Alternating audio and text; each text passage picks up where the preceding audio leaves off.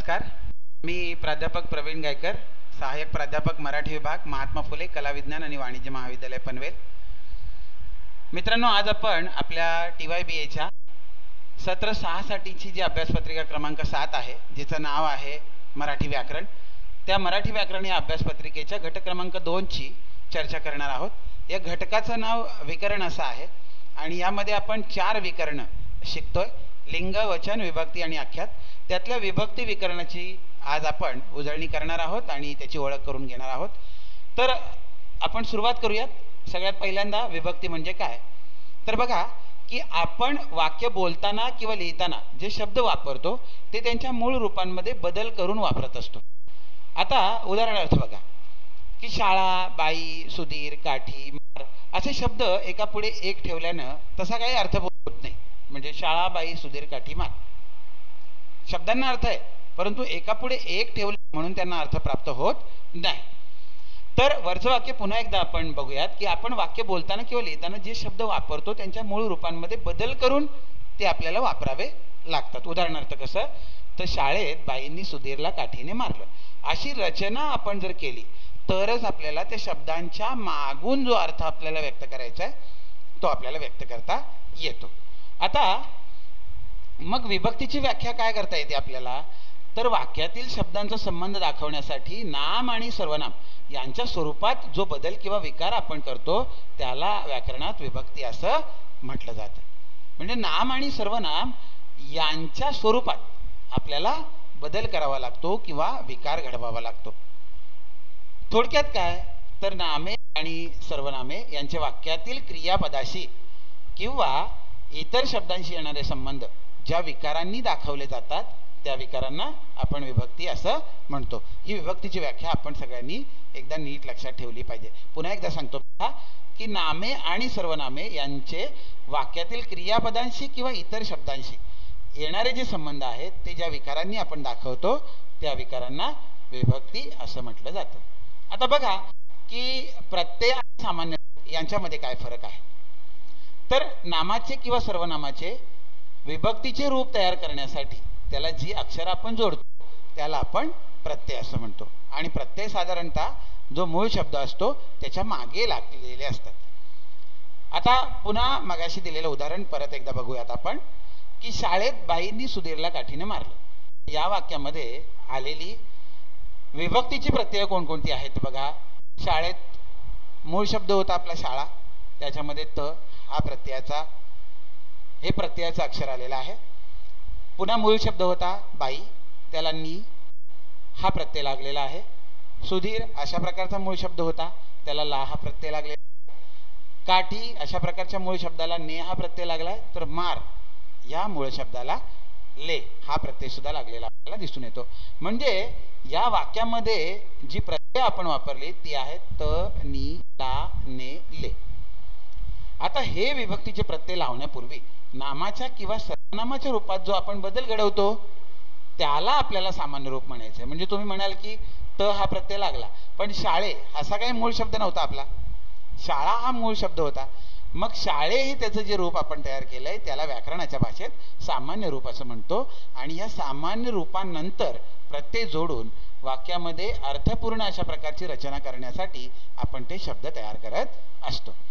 तर मग बघा की सामान्य रूप साधारणतः कशी होतात, तर रस्त्या किंवा कुत्र्या किंवा मगाशी तुम्हाला म्हटलं तसं शाळे, तर ही अशा प्रकारची सामान्य रूप तयार होत असतात.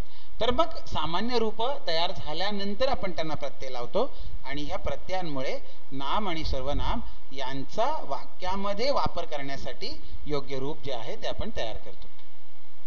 आता सामान्य रूप आणि विभक्तीचे प्रत्यय यांच्या संदर्भातला एक तक्ता तुम्हाला इथे समोर दिसतोय बघा.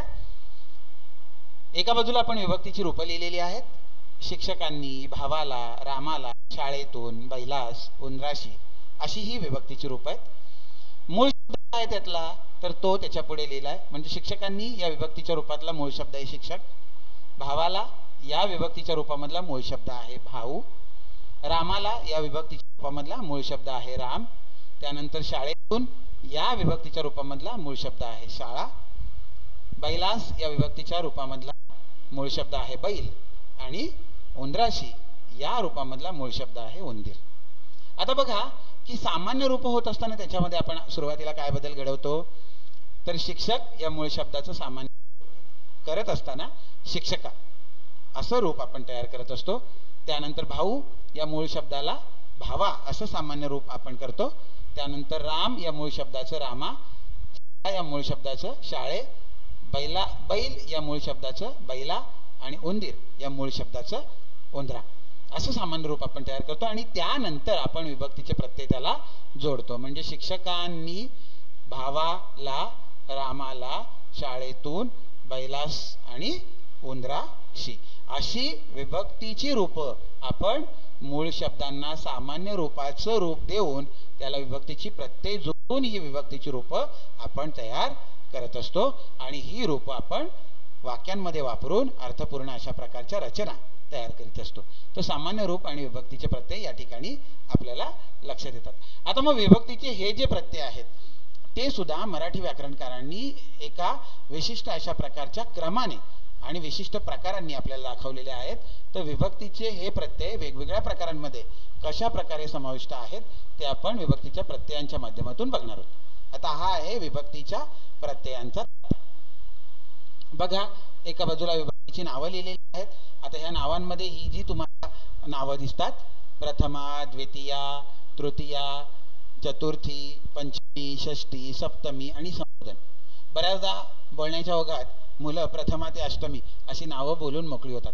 पण विभक्तीची नावं मराठीतली नीट लक्षात घ्या. प्रथमा, द्वितीया, तृतीया, चतुर्थी, पंचमी, षष्टी, सप्तमी आणि संबोधन. आता या ठिकाणी आपण प्रथमेचे एकवचनातले प्रत्यय आणि शब्दांची रूप उदाहरणासाठी दिलेली आहेत. तर या ठिकाणी आपण प्रथमेचे अनेक वचनातले प्रत्यय आणि काही शब्दांची रूप सुद्धा दिलेली आहेत. बघा आता उदाहरणार्थ एक वचनात प्रथमेला प्रत्यय नाही, तर शब्दाचं रूप मूळ शब्द जो आहे तो शब्द आपण प्रथमेचा एक वचनातला शब्द म्हणून वापरत असतो.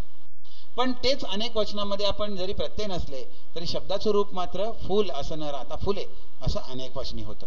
तर ही आहे प्रथमा विभक्ती. त्यानंतर द्वितीय विभक्तीचे प्रत्यय दिलेले आहेत स ला ते आणि अनेक वचनातले प्रत्यय आहेत स ला नाते. आता स ला ते हे जे प्रत्यय आहेत स ला आणि ते प्रत्यय शब्दांमध्ये कुठे कुठे लागतात, तर मूळ शब्द आपण फुल असा स्वीकारलाय म्हणून फुलास आणि फुलाला ही जी सामान्य रूप तयार होतात भाषेमध्ये, तर त्यामधला फुलास मधला स हा प्रत्यय द्वितीयेचा आहे आणि फुलाला मधला ला हा प्रत्यय सुद्धा द्वितीयेचाच प्रत्यय आपल्याला असलेला पाहायला मिळेल. तेच अनेक वचनामध्ये कसं होतं बघा, तर प्रत्यय आहेत स ला नाते आणि अनेक वचनाची दोन उदाहरणाची रूपं दिलेली आहेत शब्दांची फुलांस आणि फुलांना. तर अशा प्रकारे प्रत्यय अनेक वचनाच्या रूपात आपण शब्दांच्या माध्यमातून व्यक्त करतो. आता तृतीयेचे प्रत्यय बघा, एक वचनातले प्रत्यय आहेत ने ए शी आणि रूप आहेत फुलाने फुलाशी. आणि अनेक वचनाचे प्रत्यय आहेत नी शी ई ही हे प्रत्यय आहेत आणि रूप बघा फुलांनी फुलांशी. अशा प्रकारची शब्दाची रूप आपण तृतीय विभक्तीची भाषेमध्ये वापरतो. आता चतुर्थी विभक्तीचे प्रत्यय बघा स ला ते एक वचनातले आणि अनेक वचनातले स ला नाते. आता एक गंमत बघा की द्वितीय आणि चतुर्थी या दोन्ही विभक्तींचे प्रत्यय सारखे आहेत, परंतु या ठिकाणी विभक्ती जी द्वितीय विभक्ती आपण ज्या शब्दांमध्ये वापरतो ते शब्द म्हणजे कर्त्याचे शब्द आहेत, कर्त्यासाठी वापरलेले शब्द आहेत. तर चतुर्थी या विभक्तीचा कारकार्थ संप्रदान असा आहे आणि म्हणून या दोन रूपांमध्ये जरी सारखेपणा आपल्याला जाणवत असला तरी भाषेमधला त्यांचा वापर वाक्यांमधला त्यांचा वापर मात्र वेगवेगळा होतो. एकाचा वापर कर्म म्हणून आणि दुसऱ्याचा वापर संप्रदान म्हणून आपण करत असतो. तर चतुर्थीचे स ला ते हे एक वचनी प्रत्यय फुला आणि फुलाला या शब्दांच्या माध्यमातून आपल्याला दाखवता येतात. तर स ला नाते हे अनेक वचनातले प्रत्यय फुलांस आणि फुलांना या शब्दांमधून दाखवता येतात. आता पंचमी ही या विभक्ती प्रत्ययातली द्विअक्षरी असणारी एकमेव विभक्ती तुम्हाला या ठिकाणी दिसते. म्हणजे ऊन हून हे एकवचनातले आणि ऊनहून हे अनेक वचनातले पंचमीचे प्रत्यय या सगळ्या तक्त्यामध्ये द्विअक्षरी असलेले एकमेव प्रत्यय आपल्याला दिसतात. मग पंचमीचा वापर कसा होतो, शब्दांची रूप कशी तयार होतात, तर फुलाहून अशी असं एक वचनातलं रूप तयार होतं. तर फुलांहून असं अनेक वचनातलं पंचमी विभक्तीचं रूप आपण भाषेमध्ये वापरतो. त्यानंतर षष्टीचे प्रत्यय चा ची चे असे आहेत एक वचनातले आणि अनेक वचनातले चा ची चे. तर आता षष्टीचे प्रत्यय कसे वापरले जातात तर फुलाचा हे एक वचनातलं रूप आपण भाषेमध्ये वापरतो. तर फुलांचा अशा प्रकारचं अनेक वचनातलं रूप आपण भाषेमध्ये षष्टी विभक्तीचं वापरतो. फुलाची आणि फुलांची असेही रूप आपल्याला तयार करता येईल किंवा फुलाचे आणि फुलांचे असेही रूप आपल्याला षष्टीचं तयार करून वापरता भाषेमध्ये येतं. त्यानंतर सप्तमी ही विभक्ती आहे. तिचे प्रत्यय बघा त इ आ हे एक वचनातले प्रत्यय आहेत आणि त इ आ हे अनेक वचनातले प्रत्यय आहेत. फुलात अशा प्रकारचा जो शब्द प्रयोग होतो तो सप्तमी विभक्तीच्या त या प्रत्ययाच्या आधारे आपण करतो. आणि फुलांत अशा प्रकारचा अनेक वचनी रूप त हे प्रत्यय वापरून जे करतो ते सप्तमी विभक्तीचा आहे. आणि सगळ्यात शेवटची विभक्ती जिला अष्टमी म्हणायचं नाही तर संबोधन असं आपण म्हणायचं आहे. तर ते संबोधन विभक्तीचा कारकार्थच मुळात हाक मारणे किंवा संबोधित करणे असा आहे. तर त्यामुळे त्याला प्रत्यय एक वचनातले नाहीत तर थेट अनेक वचनातला नो हा प्रत्यय आहे. मुलांनो किंवा गड्यांनो मित्रांनो हे संबोधन करण्यासाठी आपण तो प्रत्यय वापरतो. तर फुला हे शब्दाचं रूप आहे संबोधनाचं एक वचनातलं आणि अनेक वचनातलं रूप फुलांनो असं आहे. तर फुल हा मूळ शब्द घेतल्यामुळे आपण विभक्तीचे हे वेगवेगळे प्रकार जे आहेत प्रथमेपासून संबोधनापर्यंतचे 8 प्रकार ते शब्दांची रूप या ठिकाणी आपण समजून घेऊन वाक्यात कसे वापरतो ते या ठिकाणी आपण लक्षात घेतलेले आहेत. तर विभक्ती हा तसा व्याकरणातला एक महत्त्वाचा घटक आहे आणि या विभक्तीच्या माध्यमातून या प्रत्ययांच्या माध्यमातून व्याकरणिक कार्य भाषेतलं वाक्यांचं जे कार्य आहे ते पुढे चालू राहण्याचं काम होताना